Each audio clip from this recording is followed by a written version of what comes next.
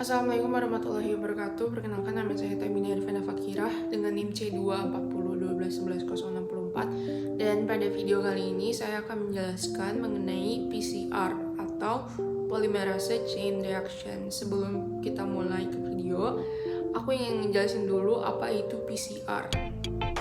Polymerase Chain Reaction adalah sebuah teknik dalam biologi molekuler yang digunakan untuk mengamplifikasi atau menggandakan fragmen DNA secara cepat dan spesifik.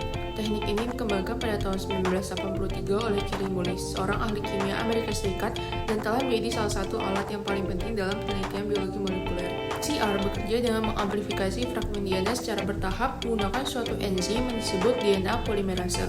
Pertama-tama, sejumlah kecil DNA diambil dari sampel yang ingin diuji, misalkan dari sel darah atau suatu jaringan, kemudian dua pasang primer, yaitu sejenis molekul pendek yang dirancang untuk berikatan dengan sekuens tertentu DNA ditambahkan ke dalam sampel.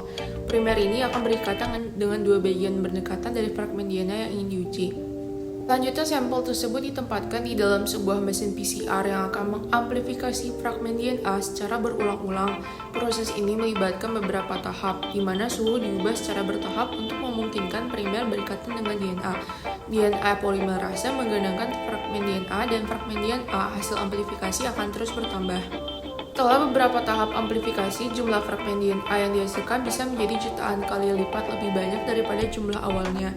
Fragmen DNA yang dihasilkan kemudian bisa dianalisis lebih lanjut menggunakan teknik elektroforesis untuk memisahkan fragmen DNA berdasarkan ukurannya. PCR digunakan secara luas dalam berbagai bidang, termasuk penelitian biologi molekuler, diagnostik medis, dan rekayasa genetika. Teknik ini memungkinkan para peneliti untuk mengamplifikasi DNA secara cepat dan efisien, bahkan dari sampel yang sedikit atau tercemar, sehingga mempercepat dan mempermudah berbagai aspek penelitian biologi molekuler dan penerapannya dalam dunia nyata. Selain aplikasi di atas, PCR juga dapat digunakan dalam berbagai bidang lain seperti bidang forensik, arkeologi, serta studi lingkungan. Dalam forensik, PCR digunakan untuk mengidentifikasi DNA dari sampel forensik seperti rambut, darah, atau yang lainnya, dan menghubungkannya dengan orang terkait dengan kejahatan. Dalam arkeologi, PCR digunakan untuk mengidentifikasi spesies organisme dari sisa fosil atau bahan organik lainnya yang ditemukan di situs purbakala.